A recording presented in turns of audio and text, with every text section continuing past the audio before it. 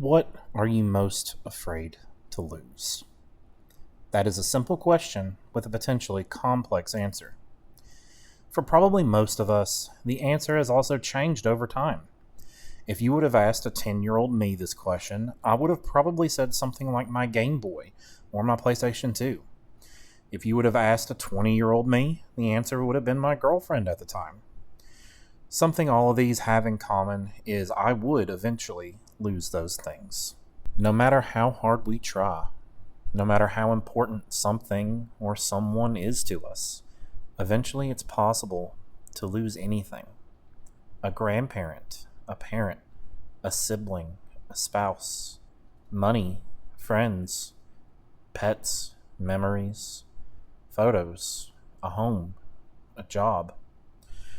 These people or things that define who we are can all be taken away in an instant. We have no control over when something we love is lost. We can try as hard as we can and still lose what is most precious to us.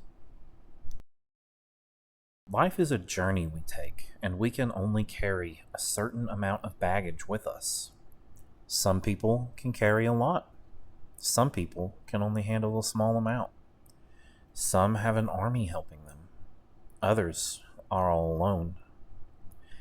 We have all lost something or someone in our lives that completely changed how we view ourselves and the world around us. As much as we define who we are by what we have, we can also define ourselves by what we have lost along the way. This is a story about loss. This is a journey, just like life, that no matter how tightly we hold on to what we love, we will lose something along the way. I decided to start this particular adventure in the Hoenn region in Pokémon Emerald version. This game came out on September 16th, 2004 on a Thursday. Laying out the rules for this playthrough, I start the game with access to every type available in the game. Since this is before the release of Gen 6, we do not have the Fairy type yet. This leaves us with 17 different types of Pokémon to mix and match between. However, each time I earn a badge, I will spin a wheel and whatever type gets landed on will be lost to me for the rest of the playthrough. This means with 8 gym badges, I will lose access to 16 different types, which will leave me with only one that I can use for the Elite Four and Champion. To add some spice, I randomized the Pokemon and the items in the game. I also made Trade Evos level up, and opponents have forced fully evolved Pokemon starting at around level 36, I believe. I also made each trainer have a random type specialty. I am not following any Nuzlocke rules, and I am not planning on putting any more restrictions on what I can do in battle, other than just using the types of Pokemon I have available. This journey of loss will be hard enough without all of that. I also want to acknowledge I did not come up with this idea on my own. I was inspired by a similar video by PM7. So if you're seeing this, please go watch his channel. I wish I could have found his video, but I could not remember the title of his video, and I just couldn't find it in my brief search for it. With all that said, let's load up this copy of Pokemon Emerald and see where this trip takes us. We awaken in a moving van of all places, and I promise this is a Pokemon game, not a game about being abducted by the Mafia. We come to a stop at our new home in Little Root Town. Our dad is a gym leader, so I don't know why he couldn't have afforded the money to just get us an Uber instead. I know Uber didn't exist back then, but seriously, a U-Haul truck, guys? Parental neglect aside, we go inside, set the time, and see the end of the broadcast where our dad was on TV. We then head outside and up north where we find the professor being chased by a Pokemon.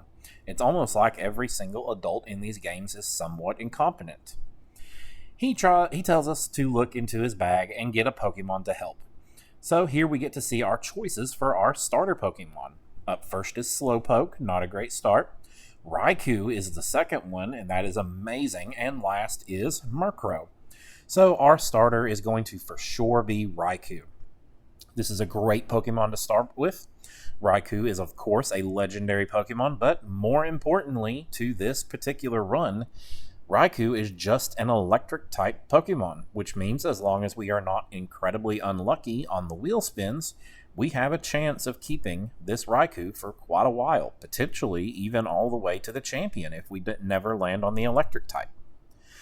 This level 2 Zigzagoon goes down in one hit and we save the professor. While heading up north, I run into a level 3 Metagross and make note of where it is, so whenever we get Pokeballs, I can go and get me another fully evolved Pokemon. May is our first major fight, and let's see what May has for her first Pokemon. Our rival clearly is following our lead with an electric-type Ampharos. When Ampharos was first introduced in Gen 2, I knew it existed, obviously because of the lighthouse, but I never knew how to get it as a kid. To 10-year-old me, I just didn't make the connection that this was just a shaved sheep and it evolved from Mareep and Flaffy. The only time I ever even remember having a Mareep on my team, I think I boxed it even before it evolved into Flaffy, so I never fully evolved that line of Pokemon until embarrassingly late in life. By late in life, I mean my early to mid-20s. We take it down and move on. I obtain some Pokeballs and head back to try to capture Metagross. Metagross is my favorite pseudo-legendary Pokemon, one of my favorite Pokemon of Gen 3, and more importantly for an early run-through, this is a fully evolved Pokemon very early in the game. Of course, 5 Pokeballs isn't going to cut it. This thing's base form, Beldum, has one of the lowest catch rates of all non-legendary Pokemon. I've never even looked up Metagross's catch rate, but I imagine it has to be at the very least the same, if not even lower. I purchased some more Pokeballs, 10 at a time, to get the bonus Premier Ball with each purchase, and head back to get Metagross. Being a Psychic and Steel type, we are going to lose this Pokemon at some point in this playthrough, and it's important to keep that in mind. We have similar things and people come into our lives all the time that we know are only going to be there temporary. We know that time is a limited resource that we can never get back, and it's important in life to remember and enjoy what we have. The daily grind we are all on can cause us to forget that things have not always been this way, and things are not always going to be the way that they are now. This can be both a good and a bad thing. I've been through some very good times and some very terrible times in my life. And no matter how depressed or bad off I was, today I often find myself looking back and missing certain parts of even the worst years of my life. After the pandemic, I was at my worst. I lost my job, my fiance. I had to move back in with my mom at the age of 27 because I couldn't afford a place to live on my own. I applied for government housing and was told I didn't qualify. I would have been homeless if it wasn't for my mom. But now, what I miss most about this time is actually just being closer to my mom every day. I miss the freedom of not having to go to work every day and still having a roof over my head and food in the fridge while I was trying to get back on my feet. This was a nice change of pace. I had spent years struggling and trying so hard to pay my bills and still afford food and gas and everything. But all of those good feelings that I feel now when looking back are completely overshadowed by the crippling depression and honestly thoughts of self-harm that I had every single day back then.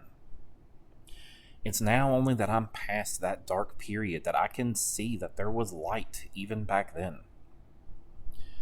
Just outside of Rustboro City, I encounter my favorite Pokemon of all time, Blaziken. I can remember so many hard-fought battles with this thing and getting all the way to the Elite Four, and it doesn't hurt that it's based on a chicken, and I have always loved chickens. Getting to our first gym, I head inside to battle a trainer and see what kind of type we are going to be dealing with. Each gym will have a random type theme, and for the first badge, we either have a flying or a normal gym based on the first trainer's Dotrio.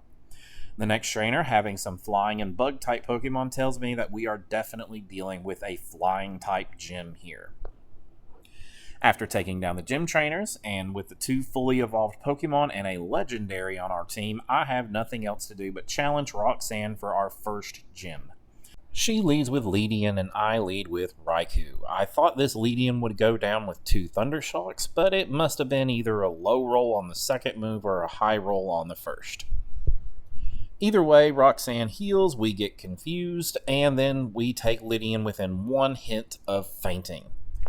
Raikou then confuses a brick wall with Leedian and promptly runs face first into it while Leedian attempts to tackle us for minimal damage. Raikou must have a beef with this brick wall, however, because he keeps running into it instead of attacking the weak bug trying to tackle it. Finally, Raikou notices the annoying bug and shocks it dead. That was entirely too close to comfort and just goes to show that even a small ladybug can take on a legendary beast under the right circumstances. This poor Spearow comes in to immediately get fried by a Thundershock, and Roxanne is down to her ace, Dodrio. The 3-headed bird manages to take down a self-wounded Raikou, and I'm forced to bring in Metagross. Blaziken, being a fighting type, is my last resort. I notoriously have very bad luck with Blaziken against flying type Pokemon. Metagross comes in, and even though it was a lot closer than I thought it was going to be, we managed to take down this bird for our first gym badge. This may seem like a joyous occasion, but it comes at a cost. Having obtained our first gym badge, we must now lose access to 2 types of Pokemon. The very first spin lands on Fighting, quickly followed by Dark. And just like that, my favorite Pokemon is gone. I barely had this chicken for 10 minutes, and now I have to go the rest of this playthrough with it sitting in the box. This makes me think of the first time we lose something that is really important to us and how much of a huge impact this can have on our lives. For me, that was the loss of my grandparents. When I was growing up, my mom and I lived with my grandparents. My grandfather would pick me up from school sometimes, and I always loved it when he did. My relationship with him was not always great or positive, but I'm really glad he was a part of my life. My grandfather was the strongest man I ever knew. Even when he was at 87 years of age, you could find him working on his truck, down at the barn working with a pig or a cow, growing something in the garden. But all of that changed overnight. One night, when I was a sophomore in high school, my grandfather had to be rushed to the hospital. Turns out he had had a minor stroke. That wasn't the worst part, though.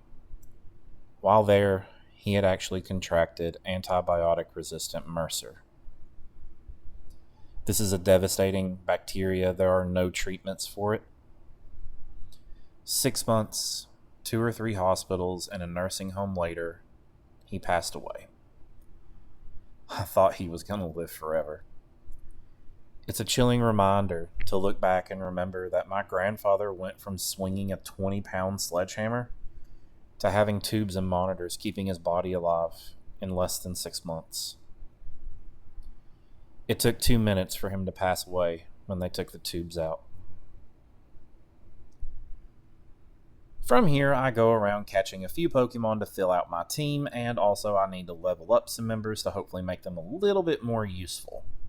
We also progress the story and head on down to Dewford Town.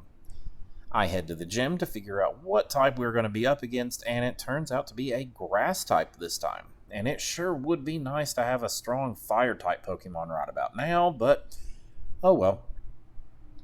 Having a Metagross and a Raikou, I decide I'm not too worried about Brawly and just head straight in for the second gym badge. This fight overall isn't that exciting, and we are able to take down Brawly very, very easily. But unfortunately, now that we have 2 gym badges, we must lose access to 2 more types of Pokemon. The first spin lands on the bug type, and admittedly, this is the best case scenario. If I could have lost access to any type, this would have probably been the one I would choose. The second spin, however, lands on the steel type, and this one hurts. Metagross is now gone. In back-to-back gyms, the very first 2 gyms of the game, I lose my 2 favorite Generation 3 Pokemon. Again, this is just like my grandparents. My grandmother was quite possibly just as strong as my grandfather. It would have taken a very strong woman to put up with that man anyway. And she was certainly up to the task. I can remember watching her go with a hoe in her hand, walking around the garden in the heat of the sun. I remember picking green beans off the vine with her and filling up 5-gallon bucket after 5-gallon bucket. I was in 8th grade, and it was honestly hard for me to keep up with this 84-year-old woman. But just like my grandfather, all of that changed overnight. The only difference is this happened both before and after my grandfather's untimely passing. Not to be outdone by my grandfather, my grandmother had a massive stroke. And unfortunately, I did not notice the symptoms and they were just so textbook. I look back at this and I regret so much. I heard my grandfather yelling at me from the living room to come and help my grandmother get to the bedroom. She was having problems getting up out of her chair. It took a couple of minutes to help her stand up, and it took much longer to help her walk the 50 or so feet to the bedroom. She could hardly talk. Her speech was slurry when she could talk. And it took everything in her just to move her legs one step. I remember standing in front of her, telling her, "Just move your foot forward, Grandma, come on." But I was young. I have to remember that, and I have to remind myself of that. I've grown. I know better now. But at the time, I didn't. Over the next few days, she gradually lost all mobility that she had. She was bedfast for the last year of her life. Everything happened with my grandfather. She continued to get worse. Dementia set in. She forgot that my grandfather died. She forgot that I was her grandson. And soon enough, my grandfather passed away in April. And less than 6 months later, in September, my grandmother followed him. Over 60 years together, and only 5 months apart. Losing the 2 strongest people I had ever known less than half a year apart at the age of 16 really opened up my eyes to my own mortality and quality of life. Usually at 16, you think you're invincible and you're going to never die. But seeing 2 people waste away to nothing in a matter of months really changes how you see that. On a lighter note, we head into our next main fight with our rival. She has taken a fancy to the dragon type and leads with a freaking Rayquaza. Thankfully, we have our own legendary to match hers, and we actually end up taking down the Sky Dragon without too much problems. A little Bagon who wants to fly is up next, and we actually only succeed in angering its mother. It's only thanks to healing items that we are able to escape and claim victory. Up next, we head on north, and we run into Wally, who now has a Tropius. Thankfully, with the Ninetales I picked up, we were able to burn this grass dinosaur, who now has to go and regrow his bananas. The Mawile Gym is going to be up next, and we check out what is inside, and it turns out we're going to be dealing with a Dragon-type gym. I know there's a Lapras on the route behind us, and at this point, Lapras won't have any ice moves for coverage, or super effective damage, and I have absolutely no ice-type TMs to use, but I still go back and grab it. I decide to challenge Watson just to see where we stand. I'm not expecting to win this first fight. Raikou has been carrying us for quite a while now, and he is by far the strongest Pokemon we have. With a Salamence, Flygon, and Dragonite, the answer to the question, can we go ahead and take on Watson, is a resounding no. With Forced Evos not even really being in play yet, this is just some really unlucky draws for us with him having 3 fully evolved dragon types. I go leveling up some, and we head on back in for round 2 with Watson. We lead with Gligar to avoid the Intimidate and hopefully poison this Salamence before it can take down our Gligar. My plan only half worked. Gligar does go down like a lead balloon, and I lead to Raikou to help take down Salamence. I hope this Blossom can come in and do some decent damage to the Flygon before falling and switching to Lapras to finish off this Flygon.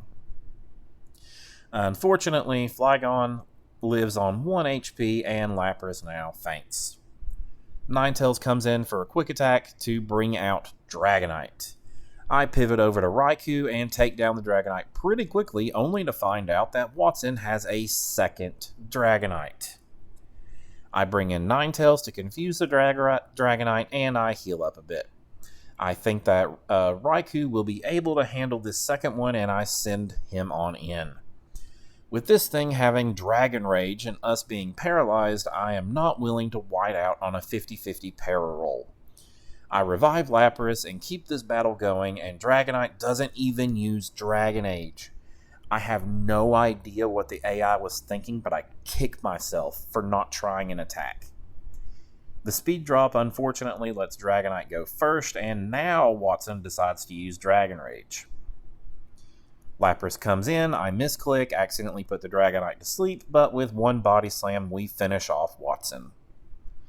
Now it's time to see what this badge is going to cost us. The first spin is the Psychic type. This hurts a little, losing access to such a powerful type, but we have one more spin to go. The wheel lands on Poison, and we must say goodbye to our barely used Coughing. I thought we had lost Gligar here, and I was a little bummed until I remembered that Gligar is a ground flying type Pokemon, not a ground poison type Pokemon. This is something that's just left over from when I was a little kid and I didn't really learn all of the types that the Pokemon had.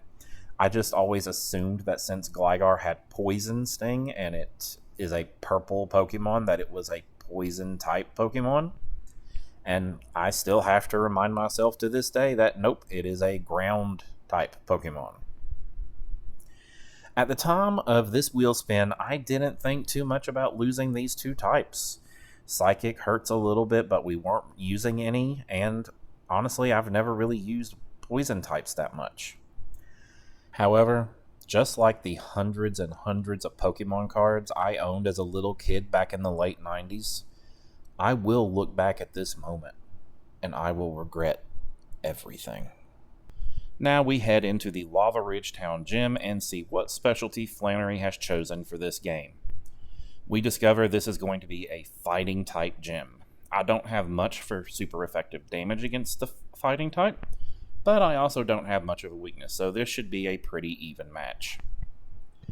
Flannery leads with Hirayama and I with Gligar. We manage to poison the Sumo Pokemon before switching over to the still overleveled Raikou, who has just a little bit of trouble but does manage to take down Hirayama. Flannery lands a gut punch to me by sending out a Blaziken to remind us of our recent losses. 2 quick water guns from Lapras, and my favorite Pokemon is down once again. Flannery must have only wanted to keep to her roots and send us more gut punches because she sends out a Combusken.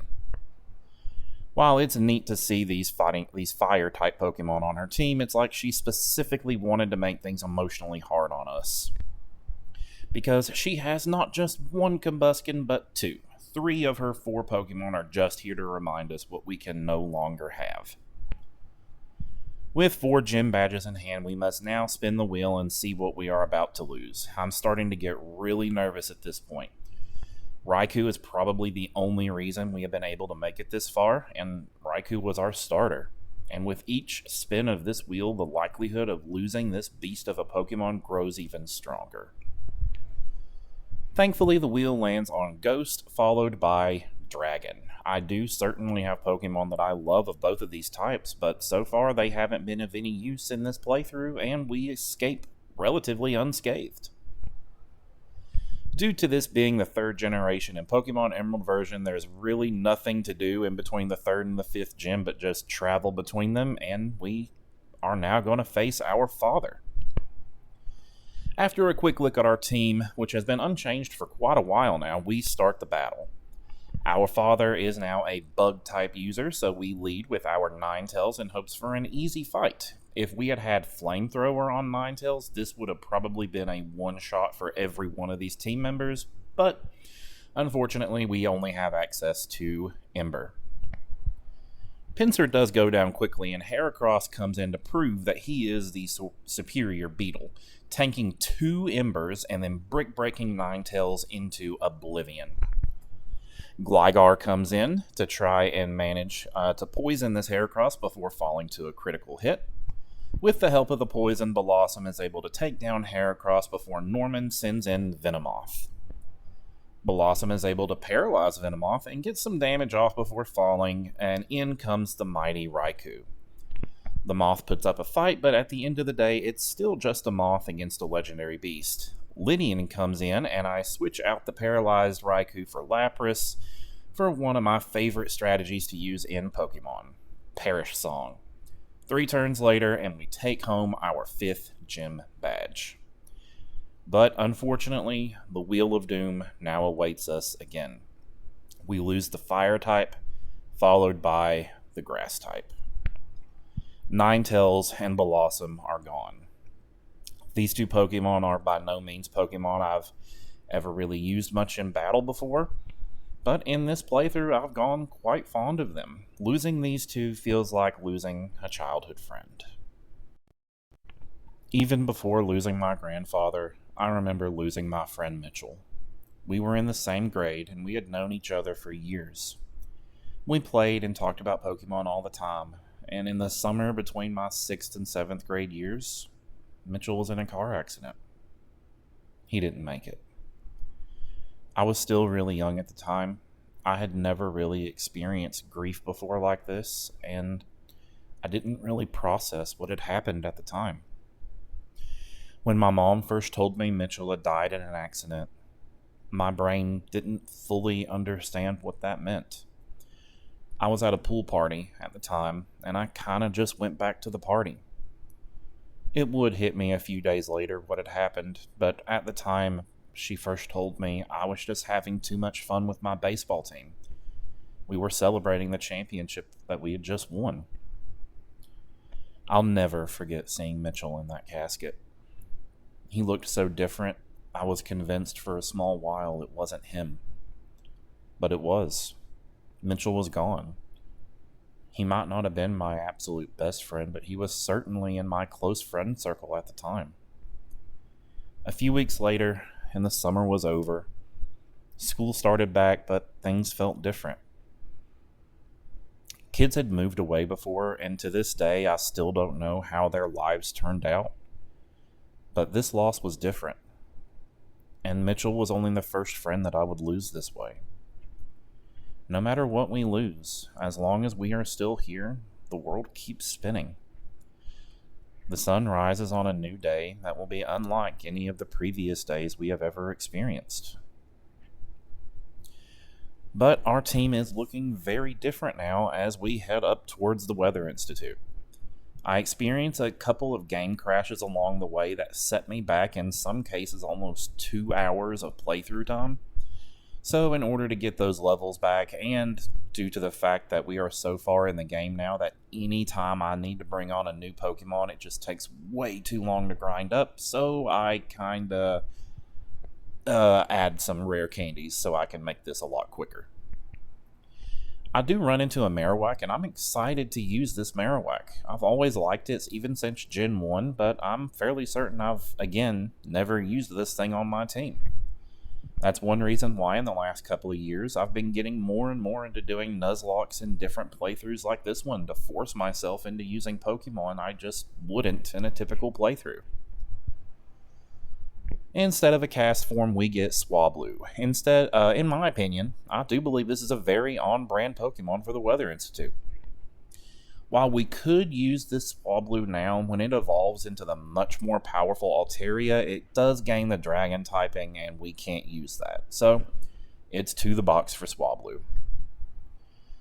During our rival fight, my recording gets corrupted. I guess it would be impossible to try and become a YouTuber without something like this happening every now and again. In the corruption of the lost data, we had progressed and made it all the way to the 6th gym and gotten our gym badge. The wheel had landed on ground and normal, which is literally half of our team. I was so excited to use this Marowak, and after just about 2 fights, it's gone, and you guys didn't even get to see one of the fights. Our Gligar is now gone as well. He tried his best, but this Gligar really needed to get its evolution, which wouldn't come along until Gen 4 to be really useful. Fearow is also gone, but I'm not too torn up about losing a Fearow. With so few Pokemon in my box, and over half of them being water types, I start to get a little bit desperate. The egg turned out to be a bust. It had hatched during the corruption, and I just remember I was like, okay, this thing is going straight to the box. So I don't even bother rehatching the egg since I already know I can't use it. I travel all around the Hoenn area in search for anything that I can possibly add to my team. Not only for some type diversity, but also I start to realize I need to start catching monotypes. I cannot be getting Pokemon with 2 different types because no matter what, they will just be gone, no matter what. I run into a muck and I decide to check my chart to see what types I'm able to use, and I can see the poison type on there and I get excited. Here is a monotype Pokemon on the wheel. I've always liked Muck. As a matter of fact, Muck was the Pokemon that I wasted my first ever Master Ball on when I was 5 or 6 years old. Cut me some slack, we all wasted our first Master Ball. Soon after I get Muck, I run into Arbok and decide to add it to my team since it's also a monotype poison type. Feeling much better about my team, I do some story progression. While making my way through the Magma Hideout, I'll run into possibly the best encounter I could have hoped for at this point, Kyogre. A legendary box Pokemon with a monotype water to boot. To say I was happy would be an understatement. Pokemon Sapphire was the first Pokemon game I can actually remember beating the Elite Four and Champion completely on my own, and Kyogre was a major part of that. Yes, I know it's not that impressive to use a legendary box art Pokemon to beat the champion, but I was 10 years old at the time and I needed all the help I can get. Kyogre will take a quick trip to the box while I take care of Maxie once again. With the mighty Kyogre on our team, we handle Team Aqua in the next part with ease, and I can finally head towards Moss Deep City. Finally time for another gym, this time one that you guys can see. And we find out that Tate and Liza are now going to be electric-type specialists. These two must know half of my team is water, and they are determined to be a constant thorn in my side no matter what kind of playthrough I ever do on this game. While getting everybody up to the level cap, I mistakenly evolve my Seadra into Kingdra. I could have stopped this evolution, and I could have still used Seadra, absolutely. However, I wasn't fully paying attention, and Kingdra, of course, has the Dragon type. So now I must drop this Sea Dragon off at the PC, never to be used again. This loss, while not major, was due to my own mistakes, and coupled with the other major mistake I already made earlier in this video, would lead to the most devastating loss yet. Feraligatr joins the team in place of Kingdra, and I head back to Tate and Liza. Their Magneton and Electabuzz are the first, while I lead with Muck and Arbok. I switch out Arbok after a few turns for Raikou and take down the Electabuzz. Ampharos comes out, and eventually we take it out with Muck before a second Ampharos makes an appearance. Muck and Raikou double team, leaving just a lonely Magneton for Tate and Liza. 2 against 1 makes this a very easy finish. But now we have 7 gym badges and we must spin the wheel again. We land on Poison. Muck and Arbok are now gone. My heart is hurting as I spin the wheel again. Water. We lost everything on our team other than Raikou. But wait, I noticed something. I only have one gym badge to go, and I know this journey must end with only one type available to us. With one more badge and 2 more types to lose, why do I see 4 types on the Wheel of Doom? There should be 3. Did I make a mistake? Did I miscount how many types were in Gen 3? No, I double check and see 17 types. Was my math wrong? 8 badges times 2 lost each badge, that's 16. 17 types minus 16 is 1 after 8 badges. I still hadn't started editing this video yet, so I go back through my footage and I find what went wrong. I forgot to remove the poison type from the board when we lost it all the way back at Watson. I forgot about losing coughing to the wheel. I recorded this video over multiple days and honestly weeks, and I just completely forgot that we had lost access to the poison type. I was using the wheel to keep track of what types I could use. A few days break in between recording sessions was enough to forget I had already lost the poison type. I stopped recording 4 days. How could I even finish this video? I can't upload something with such a glaring mistake. Comment sections have shredded more seasoned YouTubers for less of a mistake than this. But then I remember the whole point of this video. It's about loss. We have all lost something that we so desperately tried to hold on to. For me, this was my ex-fiance. We honestly should have broken up years before we actually did.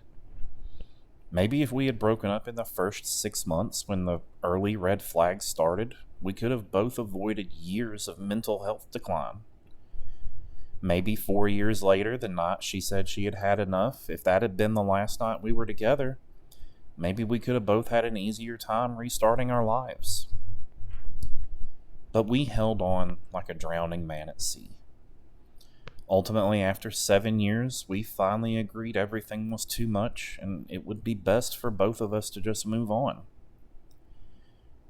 Truly, it did take me a couple of years to move on after that, but just like in this playthrough, there's still more story that needs to be written.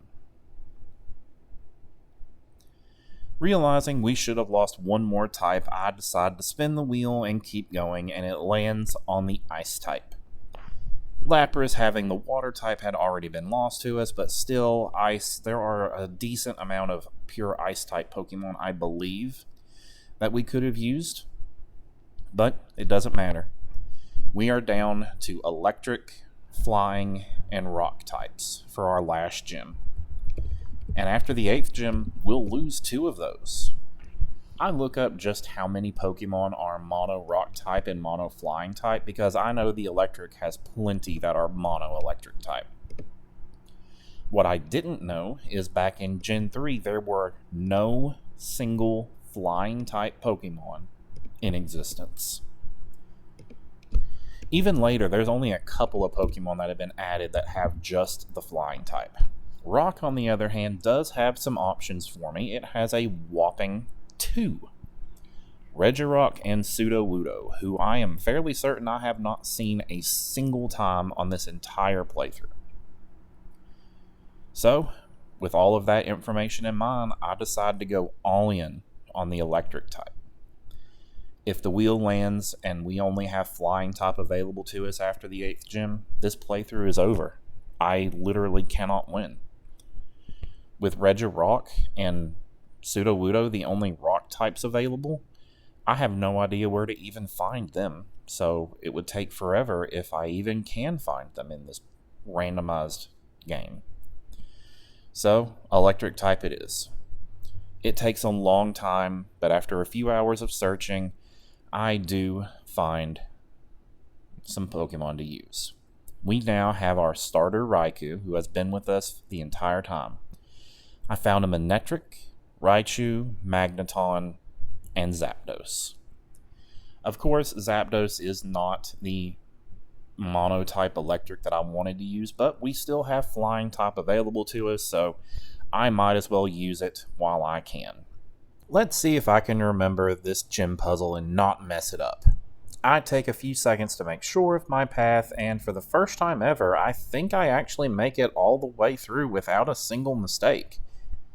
We now stand in front of the final gym leader, Juan. I've never really liked Juan that much, and still, I don't like the fact that the champion and the 8th gym in the Emerald are the exact same type. Maybe if Juan had been a different type specialist, I wouldn't have minded, but Pokemon makes some questionable decisions in every single game. With our hopefully final team ready to go, we start the battle. Juan leads with a Walrein, and I lead with Zapdos, since I know no matter what, Zapdos is only here for this battle. I start with a Thunder Wave, followed by Thunder Shock. That does a good amount of damage. The second Thunder Shock must have had a terrible damage roll because we failed to get the KO. Juan heals, and we take down this Walrein with 2 good damage rolls. Juan brings in a second Walrein, and I still don't know if he is a Water or Ice-type specialist. This Walrein lives on 1 HP as well, and Juan doesn't heal, so we are able to move on to Juan's third Walrein. I use the same strategy, but this Walrein actually uses rests, and I managed to get a crit Thundershock for the 1-hit KO. Juan now brings in his Ace Lapras, and I still don't know if he is a Water or Ice trainer.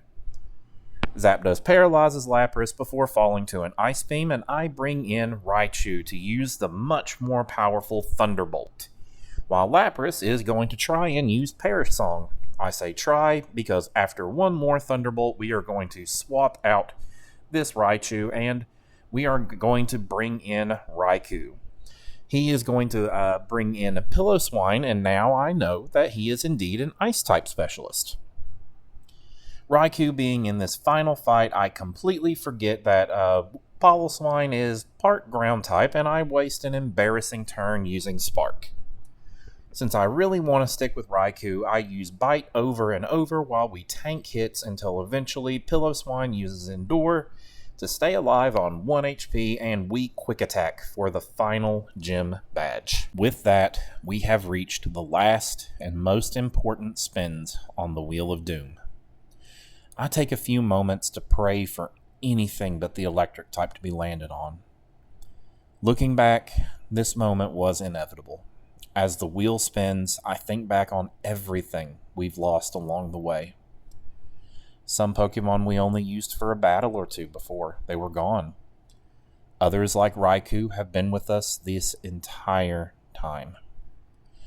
As the wheel slows down, I am equally devastated and completely unsurprised. Electric. We land on the one type that I went all in on. I like to think that I'm a decent poker player, but the thing with betting is, eventually, you are going to lose. We now only have flying and rock types left. I need this wheel to land on flying, or this run is over. I start mentally preparing myself to go and find the 3 rock types that I can use as the wheel spins round and round. All of that goes out the window when we land on rock. This means, with only the flying type left to us, this game is over. The race is done.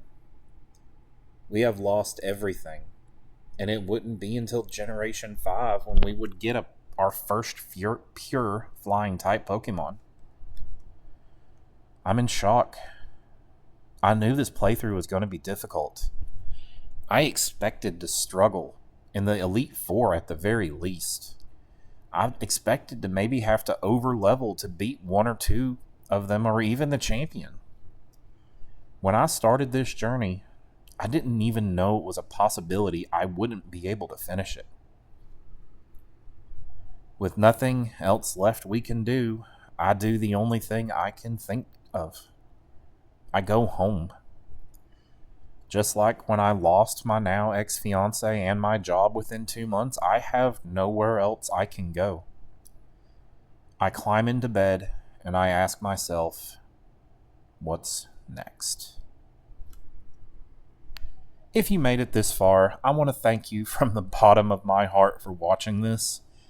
I've tried to upload videos to YouTube before, and I've never been in a good mental state, and I've never put much time and effort into anything I've posted in the past. So of course, I haven't really had success because I never put effort into it.